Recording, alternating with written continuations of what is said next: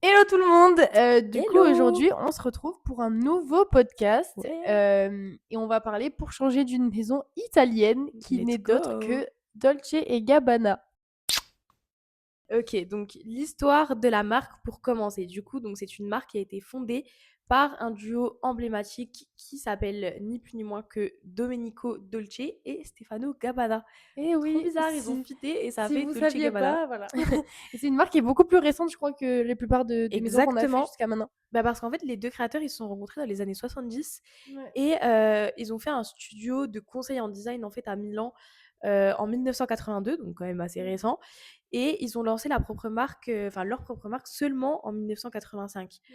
Donc c'est vrai que c'est un peu plus récent que ce qu'on a l'habitude Ouais et d'aborder. puis surtout, on part sur une marque qui est plutôt design à la base, donc Ouais, c'est ouais, exactement, c'est un peu différent.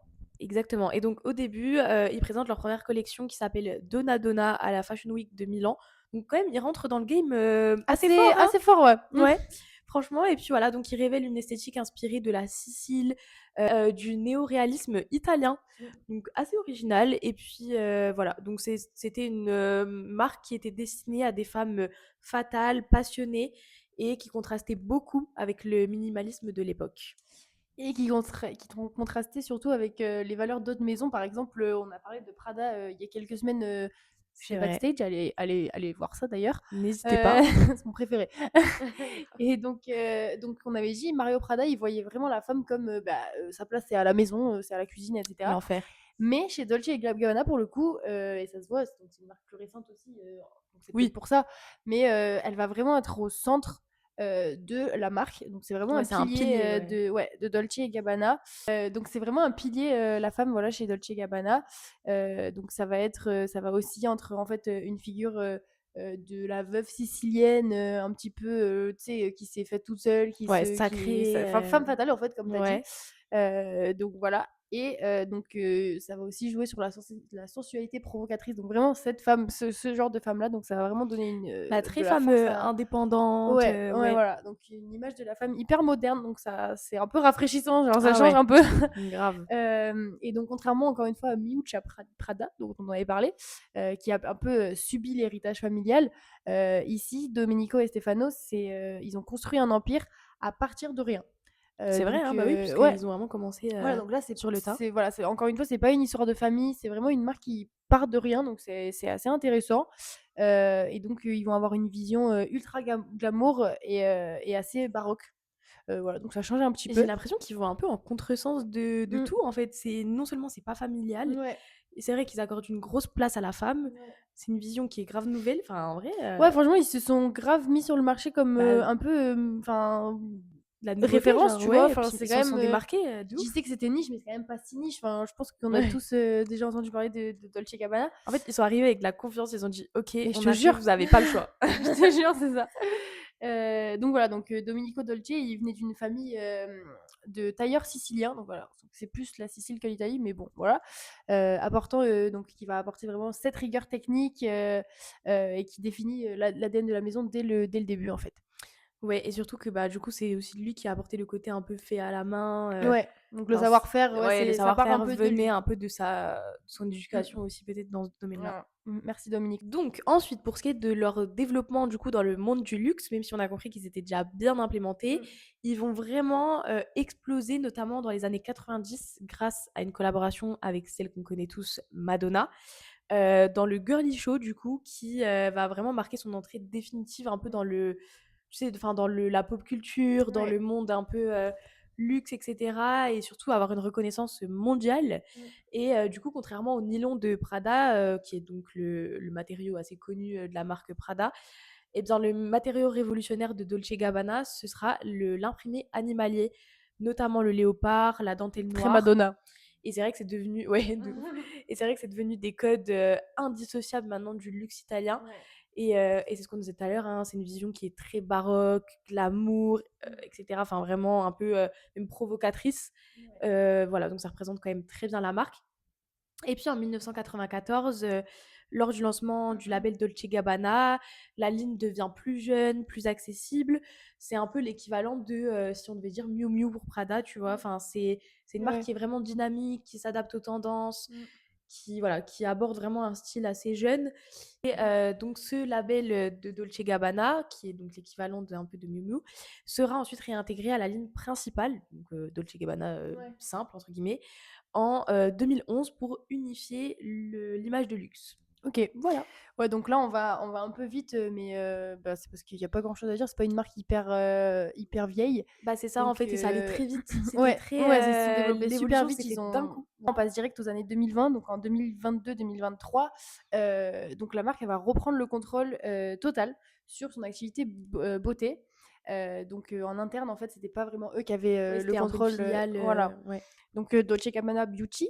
Heu, donc là, le but, ça va être de monter en gamme, Ouais. notamment avec, des parfums iconiques comme, le Light Blue Mmh. qu'on connaît tous. Moi, je l'avais même à un moment donné. Et donc la marque, elle va s'étendre aussi l'univers de la maison. Donc Petite comment révérence à Louis Vuitton ouais, je d'ailleurs, te qui jure, a lancé au ses objets design. nomades. Donc comme quoi, le design, ça perce, hein. Mais en vrai, c'est assez, enfin, je dirais, c'est assez, comment dire? Ça va ensemble, quoi, tu Ouais, vois? en vrai, oui. En vrai, Oui, la oui. mode, le Et savoir-faire, du bah, coup, ça va aussi avec le ouais, design, tu et vois? ça va ensemble, sauf que du coup là, Dolce Gabbana, ils se sont aussi développés dans, la gastronomie, Waouh! notamment avec, des vins et des pétillants. Donc vraiment, marque hyper universelle, enfin hyper, Ouais. étendue sur plein de donc Alors ça, très je intéressant. savais grave pas qu'il y avait du Bah vin ouais, Dolce Gabbana. Je sais pas si ça porte le il y a nom de la du marque, ouais, mais bah, en plus, c'est très récent, 2025. bah oui, de Dingue. fou. OK. Au niveau de l'identité, donc vraiment ce qui va permettre de reconnaître Dolce Gabbana enfin tout le long de son évolution, c'est vraiment l'esthétique, sicilienne chic. Donc vraiment ça prône la beauté, l'exubérance, c'est ce comme on a dit tout à l'heure, hein, c'est vraiment un côté baroque, des fleurs qui sont très opulentes, de la corsetterie, des silhouettes ultra féminines. Enfin vraiment là, on peut pas faire plus, Ouais, chic et provocateur en même temps que cette marque-là.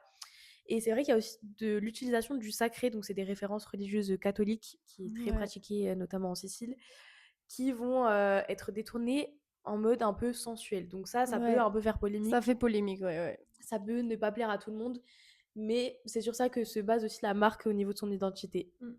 Oui, sur ça et aussi sur, donc ils vont vachement mettre un point fort sur, l'intelligence émotionnelle. OK. Genre, pour eux, la mode, ça doit célébrer la vie, donc tu as encore un peu ce côté, céleste, un peu religieux et Ouais, cetera, mais tu vois, twisté en mode, enfin quand même, sensualité et cetera. ouais. Donc la vie, la famille, les racines traditionnelles, notamment italiennes, donc voilà, et puis ils vont aussi créer pas mal de projets culturels. Depuis 2024, donc Dolce Gabbana, en fait, ils ont une exposition, mondiale qui s'appelle, Gial Gial Cuore Almani, Ah, qui l'accent veut dire, italien, les gars, on qui s'est toujours pas amélioré, hein, franchement, tu aurais pu croire après tous ces podcasts sur les maisons italiennes, mais non. Donc du cœur aux mains, et donc ça va vraiment, célébrer l'artisanat d'art, et donc le fait main et cetera, le savoir-faire, et la culture italienne notamment. Et puis, ils montrent aussi un soutien massif, à l'artisanat, à travers, l'initiative, Falto a Mano, donc est fait à la main, genre. voilà, fait à la Ouais. main, qui est, présente depuis la création de la marque. C'est vrai. D'ailleurs, en vrai, si, vous voulez postuler un peu dans le luxe et cetera, c'est hyper important de savoir que maintenant l'aspect culturel Mmh. est hyper développé chez plein de marques Ouais. parce que c'est ce qui vient aussi un peu compléter Ouais, ils cherchent leur, des profils complets, quoi. oui et puis même ça vient compléter leur, profil à eux-mêmes en fait, au Ouais. niveau média, au niveau reconnaissance de la marque et tout. Enfin là, typiquement les expositions maintenant, c'est devenu hyper, bah, «connu» entre guillemets pour être plus, reconnaissable et cetera au sein d'une marque. Ouais. Donc n'hésitez pas à vous renseigner sur un peu les expositions, même les projets culturels de manière générale d'une marque parce que souvent il y en a. Voilà, donc on va passer peut-être aux tendances cette fois-ci? Allez, tendance et actu, c'est parti. Avant de passer aux actus un peu concrètes, on voulait préciser que, en termes de directeur créatif, c'est encore Domenico, et Stefano qui sont à la tête, du groupe encore aujourd'hui. Ça, c'est très rare quand même, hein, que Ouais, du début comme ça jusqu'à ouais, maintenant, ça reste les mêmes personnes. ouais, bah, ça fait 40 ans, quoi. Ben ouais. Donc ils sont bien accrochés et donc ouais, là, ils sont encore à la tête, en ce qui concerne tout ce qui est la DA, quoi, la direction artistique. Bien que Stefano ait quand même quitté, la présidence en avril 2026, pour se concentrer plus sur, un aspect, Bah, créatif quoi, créatif. Ouais, purement. voilà, c'est ça. Et puis surtout, il y avait un contexte de réorganisation financière. Donc en vrai, OK, voilà, la présidence a un peu shifté comme ça. OK. Mais voilà, en tout cas, ils sont là. OK, donc en termes d'actu un peu plus concrète, donc pour, le défilé automne-hiver 2026-2027, qui est donc, bah, très récent, ça a été présenté à Milan, en février 2026 et ça a célébré les 40 ans de création justement, Ouais, et le thème c'était le noir, la dentelle et le tailleur Dolce& Gabbana, littéralement genre, en trop une la phrase classe. quoi. Donc c'était voilà un retour un peu sur les silhouettes signatures de la marque, donc en passant par la veuve sicilienne, jusqu'au smoking féminin. Et puis c'est vrai qu'il y avait des invités assez prestigieux, notamment, des stars hollywoodiennes parce que c'est très prisé à Hollywood. Mmh. Je pense que c'est un peu aussi, tu sais, l'envie de recopier un peu ce style à Ouais, l'italienne, puis de changer un peu en fait, je pense que ouais. sur l'image de marque en général, le public, je pense qu'au bout d'un moment, les maisons classiques, bah, pour eux, ils ont un peu envie de sortir de ça, tu vois? Je pense. Mmh. Et je pense que Dolce& Gabbana, c'est une très, très bonne alternative pour, Exactement. ouais. Et du coup, on retrouvait des personnes comme, Meryl Streep, Stanley Tucci et cetera lors de ce Mmh. genre de défilé-là, récents.